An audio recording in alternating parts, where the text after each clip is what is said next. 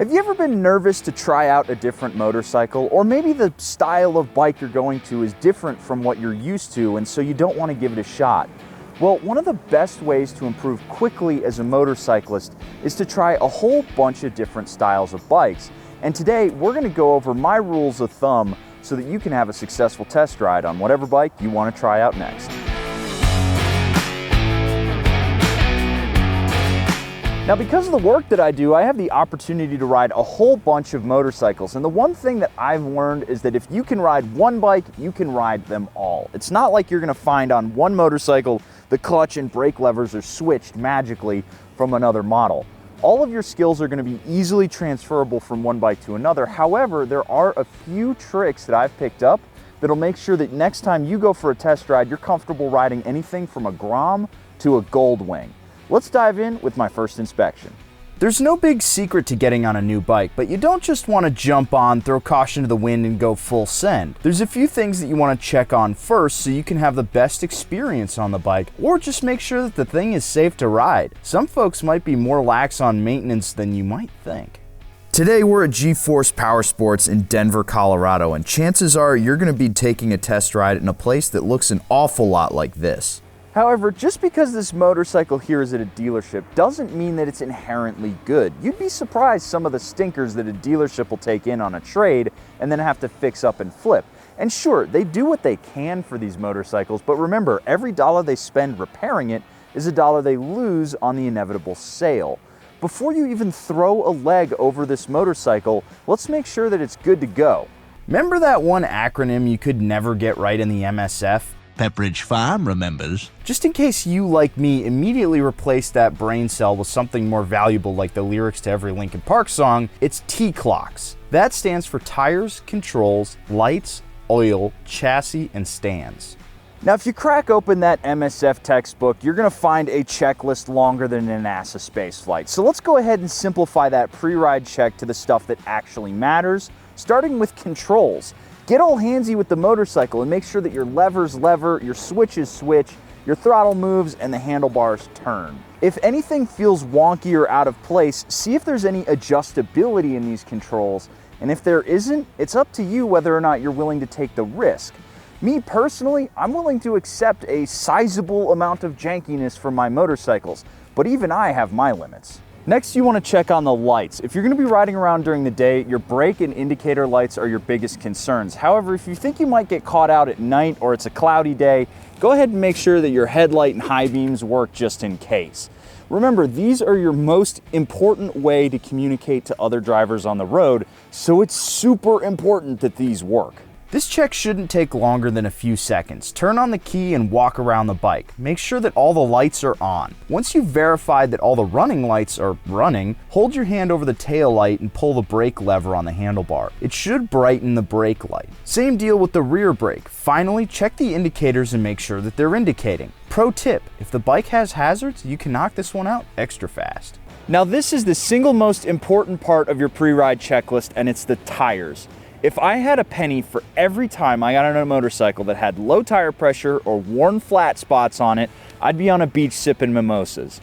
This is a super simple thing to do. It only takes a few seconds and it can completely change your impressions on the motorcycle. So take a second and check the pressures and tire wear. Wear is super simple. All you gotta do is look at the thing. If you see some weird worn out spots on the tire or you see flat spots on there, don't get on the bike. Pressure is a little bit trickier because you have to have a gauge with you, and if it's low, you need to air it up. However, Fantic has a better solution. I only want to work with companies that make something that I'm willing to put my stamp of approval on, and their X8 tire inflator is the absolute business. I used to carry a pen gauge and inflator with me when I ride, but the X8 makes it so much simpler. It's a pump powerful enough to get to 150 PSI for bicycle tires, so 34 pounds on a motorcycle is nothing. All you have to do is set the pressure where you want on the inflator, hook it up to the tire, and hit the button, and it does the rest. Now, if you're an ADV boy who's constantly airing down pressures to match their terrain, this is a great way to get yourself back up to street pressures really quickly. It even has a little light on it so you can air up your tires in a cave if you need to. Tire pressure is one of the easiest ways to throw off the handling on a motorcycle, and with this in your saddlebag, there's no excuse. If you want to get yourself one of these or find some more information, all the info's down in the description below. And a big shout out to Fantic for supporting this video. Thanks to y'all for supporting those who back the channel. Now it's time to chuck a leg over the bike. Oh, dude, hold on. You forgot like half the acronym. What about oil, chassis, and stands? Okay, all right, fair enough. Yes, I did skip half of it, but let's face it, you're gonna know whether or not the kickstand works the second you pick the motorcycle up. And as far as fluids go, the only one that's important to you is the brake fluid. If you're out on a test ride and somebody hands you the keys to a motorcycle that's low on oil, that is not your problem. Maintenance is incumbent on the owner, and you are not gonna supply oil for your own test rides. Just don't ride the bike like a maniac and you're gonna be fine. The only important part of chassis is the suspension. If the bike has a rusted and beat up frame, you're gonna know about it because the rest of the bike is gonna look like they just pulled it out of a landfill. The only thing that you can realistically do with regards to the suspension is add some preload to the spring if the owner is smaller than you, or take some out if they're bigger. Just make sure that you put it back the way they had it when you give them the keys.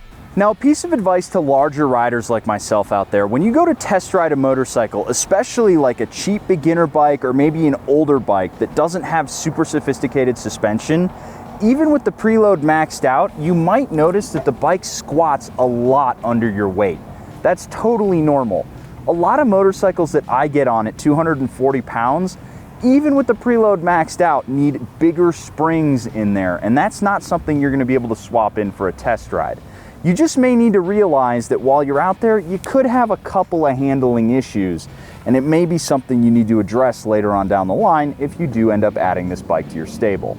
Ready to hit the road? Not quite. Before you head out, if you're used to big, tall adventure bikes and you're hopping on a little sport bike, or vice versa, take a second to familiarize yourself with the ergonomic setup on the motorcycle. This is one of the biggest things that trips people up on a test ride, and it can even ruin the experience for them. Just sit on the bike and move it around a bit. It'll take some getting used to, but it'll pay off in the long run. Lastly, before firing it up, if the bike has a fancy tech package, make sure you get the rundown on how it works so that you can play with it while you're out and about. All in all, these previous 2 steps should take like 5 or 10 minutes if you've done it a few times. Now that you're comfortable with the ergonomics on the bike and you're sure that it's not going to rattle itself to pieces like a KLR 650 going down the highway, it's time to start doing some slow speed stuff on the bike. Again, you want to start slow. Make sure you turn it on, feel the friction zone, feed the throttle in a little bit, and make sure that the brakes, stop the bike. This is where you're going to encounter the second biggest pitfall of most test rides, and that's dropping it in the parking lot. It really sucks if it's a buddy's bike that you drop, especially since you're going to be paying for all the damage that you do to it. But if you drop a bike at a dealership, it can be a little bit worse. Most dealers are going to make you sign a form that says something to the effect of, if you break it, you buy it, before they even hand you the keys, and that is not how you want to be making the decision on whether or not a motorcycle comes home with you. Spend some time doing figure eights. Stop and start the bike a few times, and make sure that you're comfortable negotiating the bike through some slow speed hazards. This is especially relevant if you're trying out some big barge of a cruiser. If you can't handle the bike in a parking lot, then you're probably not going to want to back it up into a parking spot or hang a right out of a gas station. There's no shame in tapping out if you're not comfortable. This is where you're going to start to feel some of the early warning signs. If the bike feels weird here at slow speeds, it's not going to feel any better once you get going any quicker. Sure, a heavy bike may lighten up once you get some speed on there, but a bad motorcycle will handle badly at slow speeds. Once you're happy with how the bike feels, it's time to hit the road. Don't immediately gun it. Take it slow. This is still a strange bike to you. Double check those brakes. Make sure that it's not making any funny noises, or if it is, that those funny noises are supposed to be there. I believe the Italians call that character. Now, obviously, don't gun it through your first few sets of corners. You're not familiar with this motorcycle, and it's worth taking some time to really understand what this bike is going to handle like.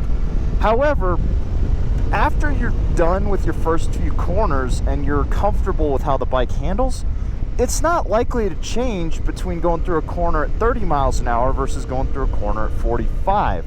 So feel free to pick up the pace a little bit. Now luckily today we're actually out here on a nice twisty road so we can get to feel this motorcycle, but make sure when you do your test ride that you're not just going up and down the block or down the highway for a little ways. If you're on a sport bike, make sure that you're getting the opportunity to rev it out and actually feel what the power's like. Or if you're on an ADV bike, get it in the dirt so you can actually feel how it feels off-road. Obviously, some dealers are going to be a little bit more stickly than others with regards to where they're going to let you just pull off on their motorcycle. But you need to make sure that you're actually getting this motorcycle that you're looking to buy in as close to an environment that you're going to use it in as you can approximate. You're not going to learn anything otherwise. Oh, and remember earlier on how I said that if somebody forgets to put oil in the engine, that's on them? Same thing goes with bikes that are still in the break-in process. For the purpose of a test ride, make sure that you're using the bike the way that you would want to and not just babying it. Obviously don't hold it at red line for the whole time, but make sure you're actually getting through the power band and getting to use the bike the way you want to. Otherwise, again, you're not going to learn a damn thing. If the bike has multiple rider modes or adjustable electronics, make sure that you give them a try. You don't want to ride a sport bike in rain mode for the whole time, but it's worth feeling what all the modes are like. If you can adjust the windscreen, do that too. Anything that can be poked or fiddled with should be poked and or fiddled with. Again, if you're on a buddy's bike, put it back the way that they had it. And while you don't have to do that on a dealer bike, it's one less thing that the folks at the dealership are going to have to do when you're done. The last thing I want you to consider while you're out on your test ride is ask yourself one simple question. Am I having fun on the bike? Not could I have fun if I did X, Y, and Z mods to it. You want to ask yourself, are you having fun with it now as it is? You don't want to have to buy a bike and then buy a whole bunch of mods afterwards to make it the right bike for you. Just get the bike that's right for you. That's really the whole point of a test ride. If you don't like it, don't get it. Don't worry, there's plenty of bikes out there and you're gonna find the one that's right for you. However, don't be too bent out of shape if it's not 100% perfect. For example, on this Tenere 700 right here, I've been getting plenty of buffeting from this windscreen. However, this is a very cheap, very common fix that I have to do on a lot of ADV bikes. So I'm not too bent out of shape for spending $200 on an extra windscreen a little bit later down the line. And there you have it. That's my entire thought process for every time I go out and test ride a motorcycle. It's been the exact same way since I started making videos, and it's the same one that I use whenever I test ride a motorcycle for one of my long-term reviews. Hopefully this will help you the next time you go out and test ride a motorcycle so you can get the most out of that short experience. A big shout out to Fantic for supporting this video. If you want to get more information on the X8 tire inflator, click that link down in the description below. And one last thing before I sign off, folks, if you haven't dinged that notification bell or clicked the subscribe button, go ahead and do that because it is the best way that you can help this channel continue to grow. Until next time, I'll catch you guys later.